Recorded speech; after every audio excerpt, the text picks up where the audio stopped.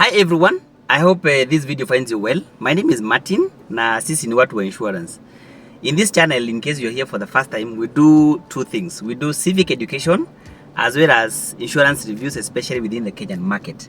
Now, I had requested you guys, in case you have any question in regards to insurance, that you can record like a small post, that is a portrait video, asking any question touching on insurance, and I'll be able to do a detailed video answering that question. I have been receiving some of these questions, and in today's video is one of our viewers was requesting to know about how to acquire a salvage car.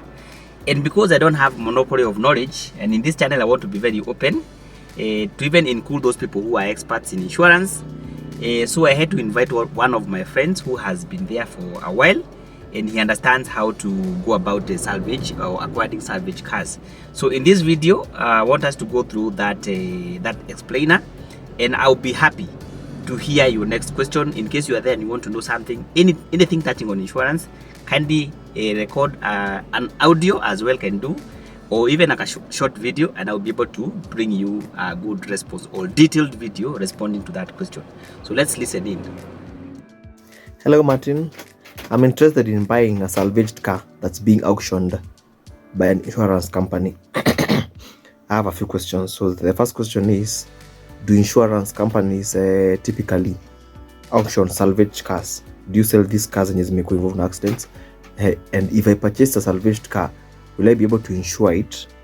And I think my last question is, how does the insurance cost for a salvaged car compare to a regular non-salvaged car? Is it typically more expensive or less expensive? Thank you very much for the work you're doing na hii space ya watu insurance. Nataka kuwachanua leo vile unaweza acquire a salvage car, which is very easy. So let me take a practical example. If you have a car, let's say 1 million, it gets an accident, and unfortunately the value after the assessment you were less than half. That car automatically becomes a write-off. The second step is insurance gives you two options. One, they can give you the whole amount, mwachane. Alternatively, you can buy the salvage and then they give you the balance. So that is the second option. If you opt to take up the salvage, then they clear with you the balance, munaachana. If you say, well, I don't want the salvage, I want the money in full, what they do is that they talk to the garage, which is under their panel, and then they agree to store the salvage until they get a new buyer. So again, mwenye akona garage akona a lot of information, because and understand how much the insurance would offer to sell this car for. So what you do is that you approach the garage.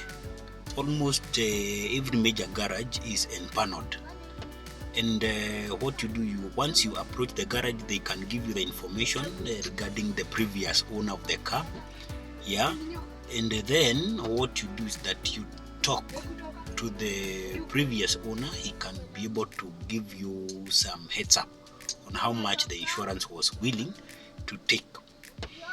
And then the second step is you go to the insurance office. Let's say it is Nyeri, it is Nairobi, and then you express an interest to buy that salvage, and you give them an offer.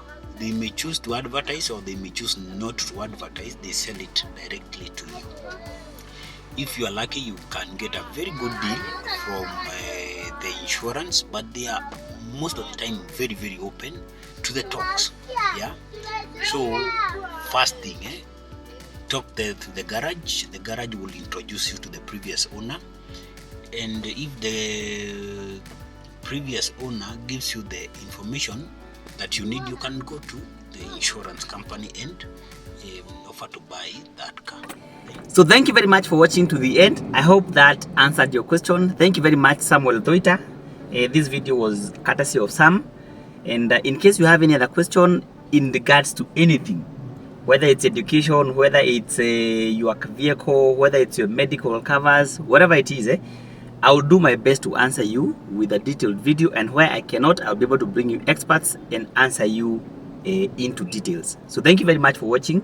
Make sure to like this video and leave a comment in the comment section below and share with your friends. So thank you very much, and until we see you in the next one, God bless you and bye bye.